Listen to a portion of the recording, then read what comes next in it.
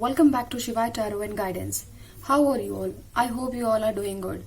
So guys, today is the turn for number 7, numerology on number 7. So people who are born on 7, 16 and 25. So the people who are born on these dates can watch this video. And guys, please do support me, and if this video has resonated to you, so please do like, share and subscribe my channel. So let's start. तो चलिए start करते हैं आज की reading भाग्यांक number 7 के बारे में और देखते हैं क्या कुछ उनकी विशेषताएं हैं, क्या ट्रेट्स है उनके अंदर जो देखा जाता है आमतौर पर। सबसे पहला जो है एक वर्ड है जिसको हम लोग कहते हैं मिस्टिक। मिस्टिक मतलब पूरी तरह से ये रहस्यमय है। इनके अंदर कौन कौन सी खासियत मिल जाएगी, क्या कुछ इनके अंदर होगा, कितनी सारी क्वालिटीज होगी, हम अंदाजा ही नहीं लगा सकते। बाकी सारे जो नंबर्स हैं, लाइफ पाथ नंबर है, तो उनमें कुछ कुछ चीजें बहुत स्पेसिफिक होती है, लेकिन ये नंबर 7 वाले जो हैं बड़े ही रहस्यमय होते हैं। इनके अंदर की विशेषताओं को एक बार में बता पाना मुमकिन नहीं है कि वो कब किस फील्ड में कितने बेहतर हो जाएंगे या होते हैं बाय ट्रेड्स, ये हमें नहीं पता होता। इस वजह से उन्हें मिस्टिक जो है, ये एक अकेला शब्द मुझे मिला इस नंबर को अच्छी तरह समझा पाने का, तो वो एक ही वर्ड था, वो था मिस्टिक। बहुत ही रहस्यमय है। भाग्यांक 7 जो है वो रिप्रेजेंट करता है नेपच्यून। करने की जो इनके अंदर खासियत होती है वो सिर्फ और सिर्फ उनकी पर्सनालिटी नहीं होती है, उनकी क्रिएटिविटी भी होती है। और जैसा कि मैंने कहा कि मिस्टिक है, रहस्यमय है, तो लोग इस वजह से भी उनसे प्रभावित होते हैं और उनकी ओर जाकर उनसे बात करना, उन्हें जानना, उनके हर साइड को जानना लोगों को बड़ा ही रोमांचक लगता है कि चलो ये कुछ है इंसान जो जिसको जानने लायक है।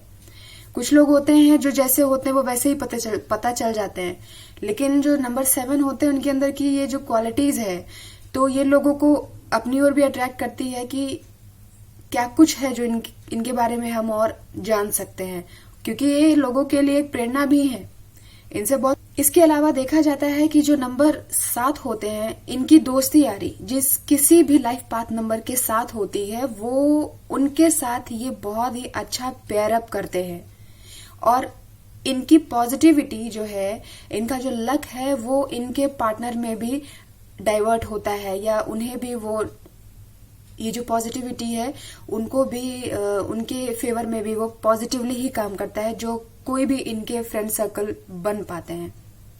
हालांकि ये बहुत ही डाउन टू अर्थ होते हैं, ये फ्रेंडशिप करने में इनको प्रॉब्लम नहीं होती, दोस्त यार इनके बहुत होते हैं, लेकिन जो खास इनके दोस्त बनते हैं तो उनके साथ साथ ये अपनी पॉजिटिविटी उन्हें भी देते हैं और ये पॉजिटिविटी उनके फेवर में भी इसी तरह से काम करती है।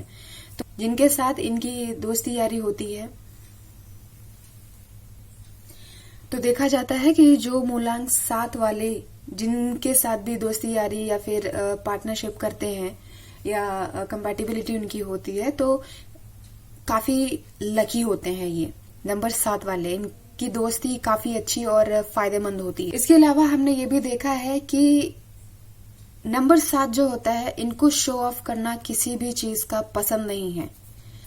देखा जाता है कि नंबर 7 जो है वो स्पिरिचुअलिटी भी बताता है, और नंबर 7 स्पिरिचुअलिटी के साथ साथ आपको ह्यूमैनिटी भी बताता है। मुझे ऐसा लगता है कि नंबर 7 वाले जो है वो सबसे ज्यादा स्पेसिफिकली अपनी ह्यूमैनिटी के लिए जाने जाते हैं, क्योंकि उनके अंदर की जो इंसानियत है वो आप हर जगह देख सकते हैं। उन्हें किसी को किसी भी सिचुएशन में हेल्प करने में कोई प्रॉब्लम नहीं होती। वो अपना काम रोककर लोगों की मदद करना ज्यादा जरूरी और सही समझते हैं।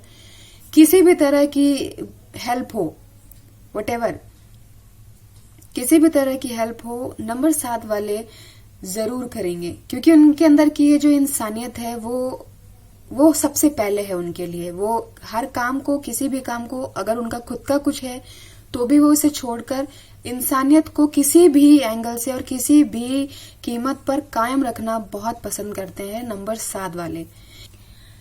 इनके अंदर की कमी जो मैं देख पाती हूँ मूलांक 7 वालों में, वो ये है कि ये अपना काम हमेशा अकेले करना पसंद करते हैं।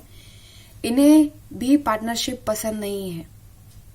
पार्टनरशिप इस वजह से पसंद नहीं है क्योंकि इनका अपना एक अलग तरीका है, और इस तरीके में जब वो किसी के साथ फिट नहीं बैठते तो हो सकता है कि ये भी थोड़ा सा टेम्पर इनका हाई हो जाए या फिर उनके साथ बने ना, तो फिर इन्हें लोग मिसअंडरस्टूड भी कर सकते हैं कि शायद सही नहीं है। लेकिन ऐसा नहीं है, क्योंकि इनका किसी भी काम को करने का तरीका अलग है। इस वजह से वो हमेशा किसी भी काम को अपने तरीके से और अपने वक्त के साथ करना चाहते हैं।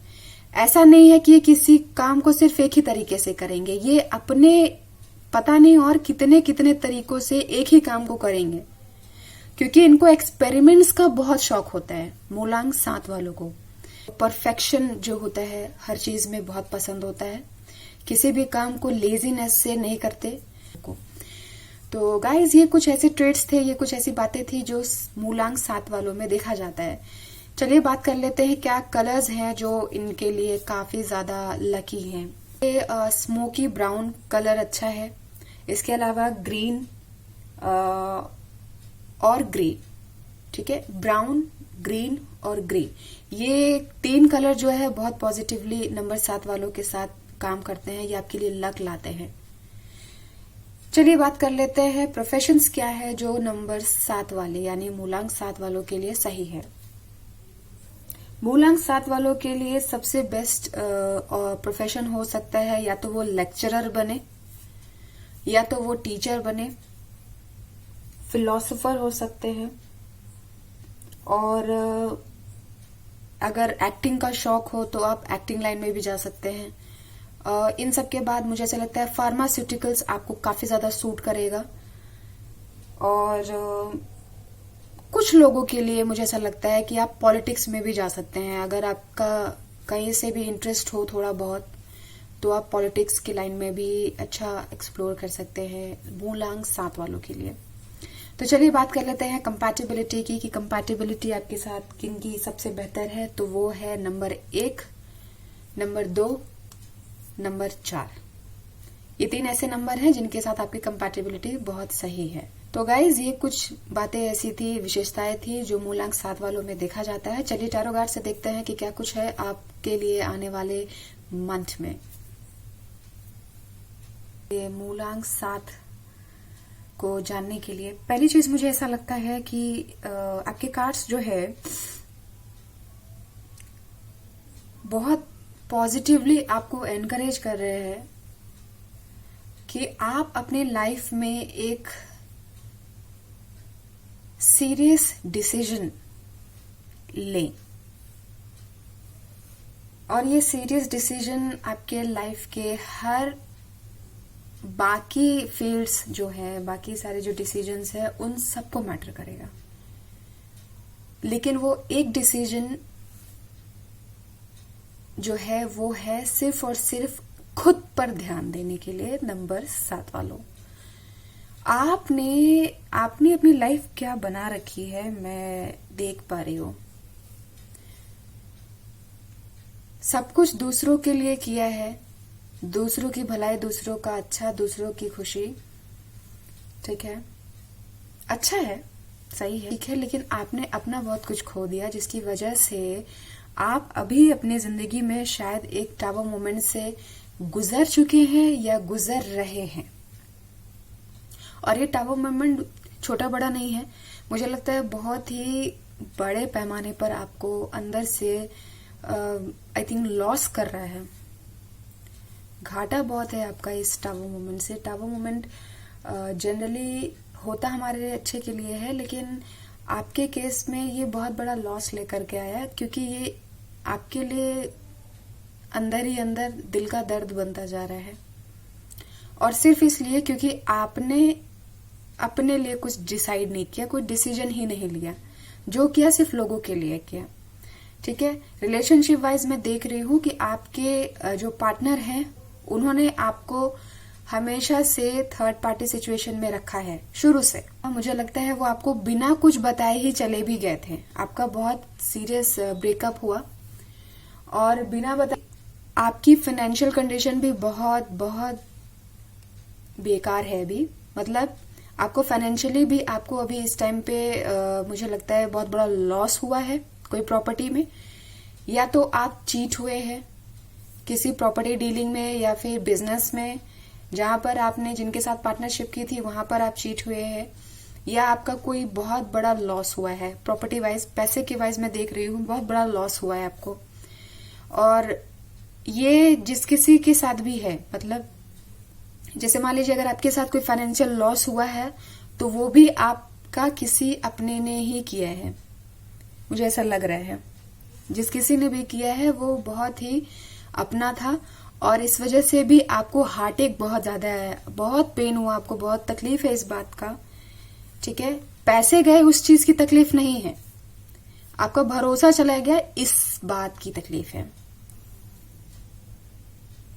आपके ऊपर बर्डन्स बहुत था, फैमिली वाइज, रिलेशनशिप वाइज भी, क्योंकि सब कुछ आप ही को करना होता था, इनिशिएट भी आप ही करते थे, घर की सारी जिम्मेदारियां भी आप पर थी, अगर जॉब थी तो भी आप पर वर्कलोड बहुत ज्यादा था, लोग आपसे ज्यादा से ज्यादा काम लिया करते थे और रिटर्न आपको उस हिसाब से उतना नहीं था।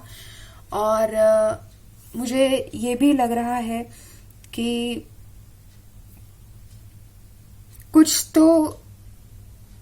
कुछ ऐसी चीजें भी थी जो आपकी जानकारी में होनी चाहिए थी पर लोगों ने किया नहीं। जैसे कि अगर आप किसी प्रोफेशन में थे तो मुझे ऐसा लगता है कोई ऐसी लीगल फॉर्मेलिटी थी जिस पर आपसे सिग्नेचर ले तो लिए गए लेकिन उस बात की जानकारी आपको नहीं दी गई, इस वजह से भी आपको एक लॉस हुआ है, सीवियर लॉस है। रिलेशनशिप वाइज जैसा कि मैंने बताया कि आपके पार्टनर आपको छोड़कर चले गए, आपसे ब्रेकअप कर लिया और आपको बताया तक नहीं। और ये ऐसी सिचुएशंस में आपको कोई क्लैरिटी मिली नहीं और आपने अपनी जिंदगी को वहीं रोक दिया, आगे किसी के बारे में सोचा नहीं कि मुझे खुद से कुछ करना है, मैं अपनी जिंदगी को क्यों रोकूं, आपने ये नहीं सोचा, रोक रखा था। लेकिन अभी आपके कार्ड स्ट्रेट फॉरवर्ड कह रहे हैं कि आप अपने लाइफ का डिसीजन खुद से लीजिए और लीजिए, बहुत ही स्पेसिफिक डिसीजन लीजिए जिस पर आपका बेस मेंटेन होगा, बेस मैटर करेगा। यानी कि आप अपनी लाइफ का बेस रखिए, फाउंडेशन बनाइए। ये फाउंडेशन इतना जरूरी है क्योंकि जो आपके ये जो हार्टेक हुए हैं, ये जो जितना इमोशनल लॉस हुआ है आपका, ये लॉस आपको वापस से हील करना पड़ेगा, दोबारा से वो पाना होगा, वो भरोसा खुद पर, ठीक है, वो दिल का दर्द जो है वो आपको भूलना होगा और अपनी जिंदगी को आगे बढ़ाना होगा। अब आप अपनी फाउंडेशन पे ध्यान दीजिए, अपना बेस बनाइए। सबसे पहली चीज आपकी रिलेशनशिप की बात कर लेते हैं। जिस बंदे ने आपको छोड़ा या फिर आपके जो भी पार्टनर हैं आपको बिना बताए गए थे तो वो अब वापस आ रहे हैं आपके पास। आपको हो सकता है रियलिटी सब कुछ बता दे कि भाई ऐसी ऐसी बात थी, हम ऐसा ऐसा करके गए, ठीक है। वो वापस आ रहे हैं, आपसे कम्युनिकेशन करना चाहते हैं, आपको क्लैरिटी देंगे या आपका जो भी एक्सप्लेनेशन है उनके पास वो आपको एक्सप्लेनेशन देंगे। इसके अलावा मुझे ऐसा लगता है कि बहुत सारे ऐसे लोग हैं मूलांक 7 वाले जहां पर आपकी मैरिज भी फिक्स हो सकती है। पॉजिटिवली मैं कह रही हूँ, मैरिज भी फिक्स हो सकती है और ये रिलेशन या ये जो प्रपोजल ऑफर है ये आपकी फैमिली वाले ला रहे हैं। अब ये आप पर निर्भर है, ये आप पर है कि आप अपने लाइफ का डिसीजन क्या लेते हैं। क्या आप अपने पुराने पार्टनर को ही फिर से सुनना चाहेंगे, उनके एक्सप्लेनेशंस क्या है उनको, या फिर आपकी नए प्रपोजल जो आपकी फैमिली लाएगी और ये कोई ऐसा बंदा होगा जो आपके लिए पूरी तरह से ट्रूली डिवोटेड है। इसके साथ कोई नया सीन नहीं है, ये जैसा होगा ये वैसा ही दिखेगा जो आपकी फैमिली लेकर आएंगे। तो आप देख लीजिए कि आपको क्या करना है। लेकिन मुझे ऐसा लग रहा है कि कुछ 70% लोग जो हैं वो प्रपोजल, नया प्रपोजल जो उनकी फैमिली लाएगी वही एक्सेप्ट करेंगे और बाकी मुझे ऐसा लगता है 30% लोग जो अपने पुराने रिलेशनशिप पर चांस लेंगे। ये हो गया। इसके अलावा मुझे लग रहा है कि जो आपका पुराना पार्टनर था जिनके साथ आप डील कर रहे थे, उनके साथ ऐसे बहुत सारे फैक्ट्स थे जो आपको पता ही नहीं थे। अगर आपका रिलेशनशिप काफी पुराना हो चुका है तो भी आपने कभी शायद कोशिश नहीं की इस इंसान के बारे में जानने की, या फिर आपको ऐसा कुछ पता चलेगा जो आपको बहुत ज्यादा दर्द देगा। मैं सीधा सीधा कह रही हूँ, तकलीफ होने वाली है आपको, क्योंकि उनके जो फैक्ट्स हैं वो बहुत ही ज्यादा आपको तकलीफ देह होंगी। तो अब ये सारे फैक्ट्स अब जब आप जानेंगे तो अब आप कुछ सीरियस डिसाइड करेंगे कि आपको क्या चाहिए, आपके लिए क्या सही है। ठीक है, इसके बाद मैं कहूंगी कि आप अपने स्ट्रेंथ को मेंटेन कीजिए। ठीक है, अपनी हिम्मत बनाए रखिए, और अब जो आपकी लाइफ में सामने आ रहा है हर चीज को अपनी हिम्मत से, ठीक है, अपने करेज से आगे बढ़ करके डिसाइड कीजिए, डिसीजन लीजिए। क्योंकि आप अगर हर चीज को छोड़ देंगे, वक्त पर सरेंडर कर देंगे कि जब सही होना होगा हो जाएगा, तब तक आप अपनी लाइफ में आगे नहीं बढ़ पाएंगे। मूलांक 7 वाले, ये गलत है। इतना वक्त नहीं है या इतना इंतजार नहीं किया जा सकता। खुद कुछ भी डिसाइड करना, कुछ कुछ चीजों पर हमें खुद डिसाइड करना होता है, और वो डिसीजन इसलिए जरूरी होता है क्योंकि हमें अपना भी देखना होता है। ठीक है, आपने लोगों का देखा, बहुत अच्छी बात है, लेकिन आप अपना देखिए। ठीक है, क्योंकि आपका अपना भी बहुत इमोशनल लॉस हो रहा है जो कि सही नहीं है। हीलिंग कीजिए अपने लिए, मेडिटेशन कीजिए, आंसर्स ढूंढिए अपने सारे सवालों की। जहां जहां आपको परेशानी हो रही है, जहां आप रुके हैं, जहां आपको तकलीफ हो रही है, हील कीजिए खुद को। उसके बाद अपने पार्टनरशिप यानी कि बिजनेस पर, जहां पर आपको लॉस हुआ, जिस चीज पर लॉस हुआ, लीगल एक्शंस एंड ऑल, जो कुछ भी आपको सही लगता है, सही जो है, आप अपने बड़े लोगों से मशवरा कीजिए और जो सही है वो डिसाइड कीजिए। जहां पर आप चीट हुए हैं, बिजनेस वाइज, पार्टनरशिप वाइज, या फिर किसी प्रोफेशन में अगर ऐसी कोई दिक्कत परेशानी थी तो आप पहले उस पर डिसाइड कीजिए आते हैं या नहीं। फिर जो घर वाले आपके लिए प्रपोजल ला रहे हैं उसके बारे में भी देख लीजिए कि आपके हिसाब से आप किसके साथ ज्यादा सुटेबल हैं, किसके साथ आगे बढ़ना चाहेंगे। ये कुछ ऐसा मुझे लगा आपकी जिंदगी में हो रहा था जहां पर आपको खुद के लिए स्टैंड लेना बहुत जरूरी है। नंबर 7 वाले, खुद के लिए स्टैंड लीजिए, डिसीजन लीजिए और अपना फाउंडेशन बनाइए। क्योंकि आपकी फाउंडेशन पहले कमजोर थी, या ये कह लीजिए बनाई ही नहीं, इस वजह से आज आप इतनी बड़ी तकलीफ में हैं। तो इस तकलीफ से बाहर आइए और अपना फाउंडेशन दोबारा से फाउंड कीजिए, दोबारा से बनाइए, और इस बार मजबूती के साथ, अपनी स्ट्रेंथ के साथ, करेज के साथ, और ऑल द बेस्ट। नंबर 7, आप लोग हर प्रॉब्लम को खुद सॉल्व कर सकते हैं और बहुत ही कम समय में।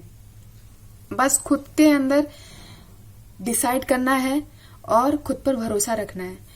मूलांक 7। तो guys, if this video has resonated to you, so please do like, share and subscribe my channel.